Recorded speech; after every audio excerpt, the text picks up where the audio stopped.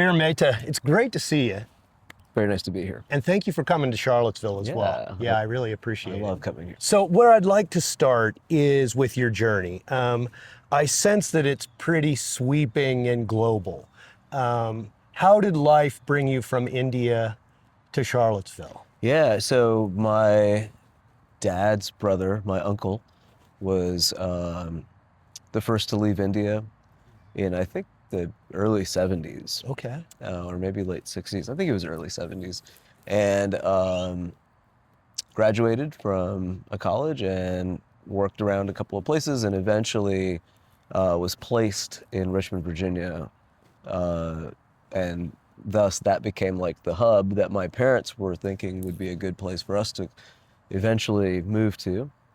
And of course, there's a long application process and everything. And eventually all the thumbs up were given from the US for us to come as resident aliens.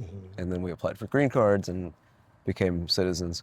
But that was done because we already had family in Richmond. So that was kind of the reason. And so yeah, it was in the late 80s. I was almost 9 years old. Okay, so you were in India until you were 8 or 9. Yeah, almost 9, yeah. It's so funny. Music initially was like the reason why I didn't want to do family stuff in India. And now music is the reason why I'm like dying to go do family Is stuff that in a India. little bit ironic, shall we say to them? I mean, look, it's life doing its thing, man. Yeah. But yeah, so I ended up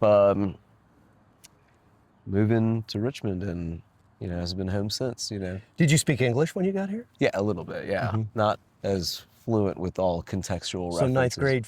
9 years So old, like- fourth grade, something like Yeah, that? yeah. I actually got held back in 4th grade because I couldn't keep up with everybody, culturally speaking, and linguistically, so Yeah. And where'd you go to university? VCU, Okay. yeah. Yeah. Initially for music, Yeah. but didn't gel. Weird. It didn't gel. Yeah, that's odd. I think the academic approach to it didn't gel for me at that age. Now Yeah. I bet I would love it. I bet if I could go back right now and become a VCU music student, I would. I think education late in life Yeah. works better, too. I Bug wants to get us here. I tell everybody that you should never stop learning. Yeah. Because that's where you stop. Well, and what did you do at VCU after music wasn't what? I hopped around from a couple of different majors, but ultimately landed with urban planning. Cool. Yeah, and I really enjoyed kind of understanding how systems work. And urban planning is really neat because, at least from my perspective, it felt like a kind of combination of, like, you're getting like a science degree, you're getting like a sociology degree, you're getting like a planning degree. Yeah, civic You're degree. getting a history degree. Yeah. You're like kind of like it all goes into Architecture degree. architecture, creative, like creative thinking is like such a big part of urban planning. Yeah. I still want to stay with how you learn to play. Sure. Did Sure. you continue to study music? What instruments did you study? How were you trained? Yeah. I taught myself. I took a handful of lessons on guitar when I was 15 or 16. And we didn't really have a lot of extra income at the time as a family. Yeah. So that got cut, which is fine. And and I think also it got cut on my end because I didn't want to feel responsible for being like, well, and we have to pay for this because of me. Right. So How many brothers and sisters? One brother. Okay. And so I had a handful of guitar lessons, like I said, in my middle teenage years by a wonderful guitar player in Richmond named Chris Whiteman. And he's awesome. Yeah. Shout out to Chris if you're out there. Chris is still killing it. Yeah. But I took a handful of lessons from him just to kind of learn some basics. And then really I would say that all my other teachers were the concerts I went to and the musicians I played with. Yeah. And the weird inspirations that I got when I was alone or traveling alone or Well, that brings me to, how did you learn to play Indian music then? Was it in the household or? Yes and no. So my mom's a musician. Okay. And my uncle is a musician, and a bunch of people on that side of the family are musicians. And For the many trips that I've made over to India, I've had the pleasure of just casually jamming with family members, Yeah. just casually kind of like picking up little nuances. Oh, this is how, this is what a tal is, this is what a rag is, this is what a tanpura is, this is what this instrument does. Oh, so I learned these things kind of growing up through the many visits to India, playing with family members that are musicians, while simultaneously also just being interested in music, and being interested in music history. And, there was a point where I got to that, there was like a point in my life where I got to the Beatles thing hardcore, and, that kind of, Did you learn song for song? I didn't learn every single song, but I mean, I know a lot of Beatles songs now, but I think the bigger thing for me was just listening to how a lot of the melodies and a lot of the uses of these modes are very similar to Indian, stuff. No, they were influenced. Well, that's what, and I didn't, and then later I discovered that they were influenced by that stuff, and then I was like, wait, what now? And then like No around, wonder. It's a bit unique, right? Because a lot of times kids that come from other cultures and, they kind of try to run from it a little bit. And it sounds like you really embraced. yeah, I mean, it took me a while to discover that part of me. It was already there. It's been in there. And it was home, you're surrounded. Yeah, and I was surrounded by it. And of course, when I would go to functions, even here in the U.S. as a child growing up, when my parents would get together with initially the few Indian people, now a very huge, thriving Indian community, but those many years ago, it was still Indian music. I mean, they weren't getting together and rocking out to Shaka Khan, So they were going through their Bollywood hits or their favorite classical Indian or whatever. And then, I'd go to concerts with my parents or with my uncle and aunt. So I think that part of me was always there. And slowly, I started to introduce it into the songwriting very, very slowly. Many, many years ago, I visited India, and my grandmother was about to pass, and that was the reason for the trip. We knew that she was very sick, and she didn't have much longer, and I figured I would take the time to visit her because, I have so many memories, fond memories of her through my life. And on that trip, we had a good time. We talked a lot, After I got home, a few weeks later, I got a phone call from India, and it was her. Just a regular call, nothing out of the ordinary, but it was the last time I would talk to her. And so she was just talking about how, yeah, everything's fine, and she said something that really stuck with me. And so I took the experience of her and all the things that she said in her broken English, and I turned it into a song for initially for my band Gold Rush to do, which was the band before the Trio. And I was simultaneously also writing another song called Om Shanti for Gold Rush. So I had these two Indian things that I was kind of inspired by a trip that I did, some years ago. And that was the first time I messed with any kind of like introduction of a Indian sound into what I do. And then after that, it took many, many, many years, but I started to put that other song together. And so I did the one Om Shanti song with Gold Rush, and then I still didn't have a home for the song about my grandmother. So I was like, new band, new time, let's try this new. And was that the Trio? That's the Trio. And I was like, let's try this thing. But slowly is one chord, is G the entire time.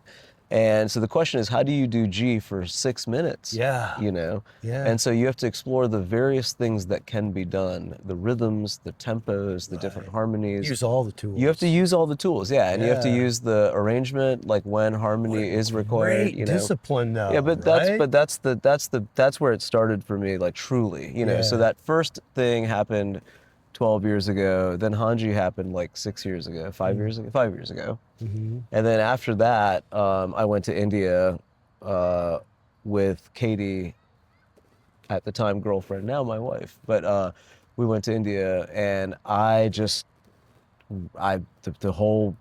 entire second Prabir Trio album, like, just fell into my head. Like the moment I set foot in India, I don't know what happened. I don't know if it's because I was with Katie. I don't know if it's because I was, excited to go back. I don't know if it was because I had been working on so much music already. I didn't know if I was like, I don't know what it was, but I got there. I wrote the album Long After the Empire with the Prabir Trio, like for the Prabir Trio while I was there. And then we got back and we started recording it. And then I went again. And when I went that next time, I really got to spend time with my uncle, who's a musician. And I knew I was going to spend time with him, and I knew I was going to jam with him a little bit. So I was like, I'm going to just going to prep a little bit, just in case. Yeah, just so it's more fun. Just so it's more fun for everybody, Yeah, exactly. And I picked up 2 Raags, and I was like, whatever. Yeah. And he was like, You're classically training yourself. well, it was funny because he was like, he's a great musician, and he's played with tremendous players, not like rookie guitar explorers, So, but even he, when I did it, he was like, people don't do it on guitar. You should try that. Like he was very encouraging. So let's talk about Raag. The first time I saw you play a Raag and was conscious of what that is was with Shagwolf at Dirty Nelly's, and I was blown away. I had no idea what you were doing. But I talked to Sally Rose after the show. I knew I was going to write the show up. And she talked to me a little bit how they were playing an E minor and what you were doing just hand in glove. Yeah. So I learned a little bit about it. But can you tell our viewers, just define Raag to begin with? Yeah, so the word Raag itself means to color the mind. And the idea is how many different ways can one color the mind, So a Raag is a arrangement of notes with specific rules and specific relationships to one another that are used for composition or improvisation. So there are hundreds of Raags. So I think in the West, one would kind of, if you were getting started with music, the first thing you're going to learn is your major scale. Yeah. And that's still what you're going to learn when you're doing Raag. You're still going to learn the fundamentals. So there comes a point where the paths are very similar. And then they start to separate. Okay, so for example, in the West, we'll have a 1, 2, 3, 4, 5, 6, 7, and then 8 is the octave, of course, So that will be that's one way to look. 1, 2, 3, 4, 5, 6, 7, 8 is one way to say it. Another way people say it is, it's the root. Then your second, your major third, your perfect fourth, perfect fifth, Right. Major sixth, and major 7, and so there's different ways to say it. So the way that Raags would be notated is, instead of doing 1, 2, 3, 4, 5, 6, 7, it's sa re ga ma pa da ni. So sa is your root, re is your second, so on. Sa re ga ma pa da ni. So the thing is, sometimes your re is going to be a capital re, and sometimes it'll be a lowercase. And what does that mean? Capital re means it's spot on. It's it's the second on. Or you're coloring. Yeah, exactly. Yeah. So now, if you look at like a series of Raags on paper, they'll all be sa re ga ma pa da ni. Well, some of them will be just like sa re pa da ni. Like they'll skip some notes altogether. So not all 7 are a part of every Raag. But effectively, if you look at it on a piece of paper, you're going to see a lot of combinations of lowercase and uppercase, and some letters. Some of these are missing altogether. If we were to play, let's say we use G. G is a lovely place to start. People's key. The people's key, yeah. The people's key is G. Okay, so if you were doing the major scale, it's going to be G, A, B, C, D, E, F sharp, G. Okay. If you're doing, let's say, Raag Desh, it's going to be G, A, C, D, F sharp, G, and that's it.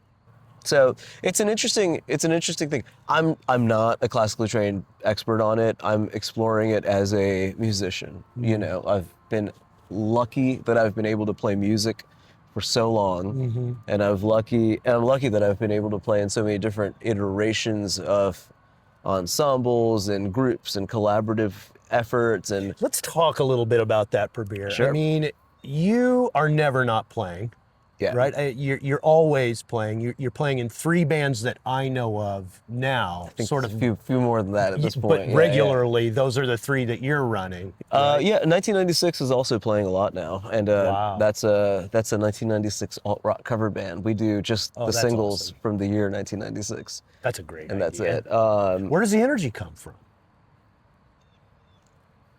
You know, I have never encountered any negativity that I couldn't get over through music. It's true. Whether it's in the industry, Mm-hmm. whether it's injury, whether it's ego, whether it's relationships, if it's through music, it's doable. Mm-hmm. It's workable. I can get through it. We can get through it, you know. Mm-hmm. Speaker's broken, we can figure it out. So-and-so's not talking to so-and-so, let's figure out how Mm-hmm. it's all doable. I don't know why that's the language that resonated with me, and it has blessed me. So So it actually doesn't take energy to do no, it for you. no, I think, I think people do things for inspiration and desperation both. Mm-hmm. And I do both. I'm not saying I do only one.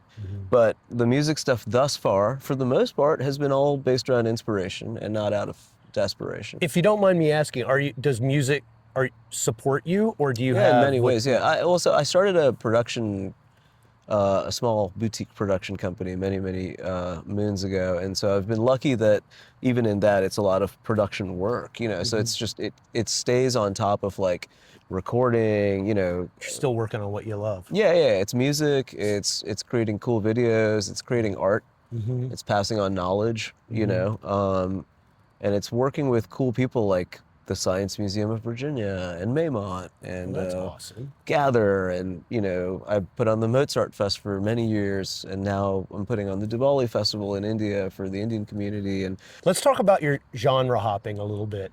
Of the 3 bands that I know of you, what you play in and around Charlottesville, the Trio, your Indian solo thing, which I saw at Dirty Nellies the other night, and Full Moon Fever. Do you have a favorite, or do you love all your babies the same? yeah, I don't know. I think they're all fun. You know, I don't know if anybody can pick their favorite day of the week because, They're all good. well, on some day you're gonna get, well, let's say it's Tuesday. Well, one Tuesday you're gonna get a promotion, and another Tuesday you're gonna get really terrible news about something else.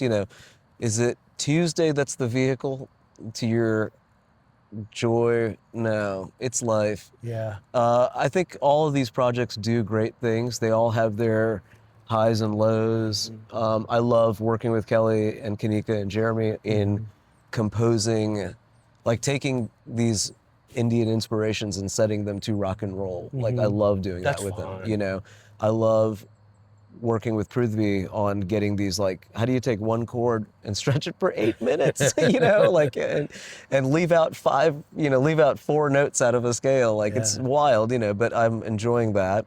And Full Moon Fever, I love all of those songs, and, I love keeping that alive, and I love meeting people. They always tell me stories. Oh, I saw Tom Petty when I was blank, blank, blank, and to this day, it's still the most blank experience. Like, it's just like... What is it about him? I mean, you talk to so many of our Blue Ridge artists, and it's a theme that runs through most, if not all of them. They all grew up on Petty. They learned these songs. Yeah. They love him. They cite him for sort of kind of making them who they are, at least to some extent. I mean, we lost him. What was it? Can you put your finger on it as a guy who has got a really good Petty band? I've often said that Tom Petty and the Heartbreakers are, to me, feel like the Beatles of America. They have you know, like if you were to be like, let's do a Beatles cover band, you know, you'd have a few hours of hits you would have to do before you get to the Tomorrow Never Knows, Right, you know, right, the like, B-sides, yeah. yeah, or just like the deep cuts. You're like, you know, Yeah. like, same thing with Petty. We have 2 hours of hits. Yeah. Like he has 2 hours of top 40 songs, you know. Well, We let's talk talk about India all day. cultural appropriation. Sure. I mean, I was going to talk about colonialism a little bit, but I think everybody, maybe that's over our heads. Maybe that's over my head. Maybe we're not going to solve that today. Yeah. But, you know, the British were just really good at taking your stuff and making you feel good about it until later. Yeah. For us, they took blues, they took country. We were racing to get to rock and roll. We both got there at the same time, and they had the better bands. Yeah. And then they came to India and scraped you guys for Ravi Shankar and Well, for the they sitar. came to and- India long before that. yeah, well, I mean, we yeah. could talk about Yeah. colonialism, but Well, so, you know, it's interesting. The national dish of England, I believe, is curry. yeah, You know, which is great. Yoga is practiced around the world. You're gonna find the Om symbol and random Buddha heads and Buddhist quotes all over the planet at this point. You know, the kind of world overlap with Indian culture, I think, is possible because of the Greeks, the Mughals, and the Brits, the three people that have kind of, for the lack of a better word, you know, run India up until 1947, you know, when India gained its independence. And since then, being a newer nation, it has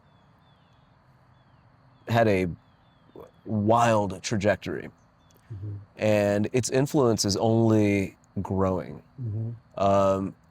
The other thing that's growing is the literal population of Indians on Earth. It's the largest, most populous group of humans on Earth. That doesn't factor in all the Indian people in the US and in Europe and in Australia and in Africa, and you know, so it's a huge population, and what they're doing is they're going places and introducing things like Shah Rukh Khan, the actor, you know, Bollywood movies. Like when I moved to the US, there were no Bollywood DJs.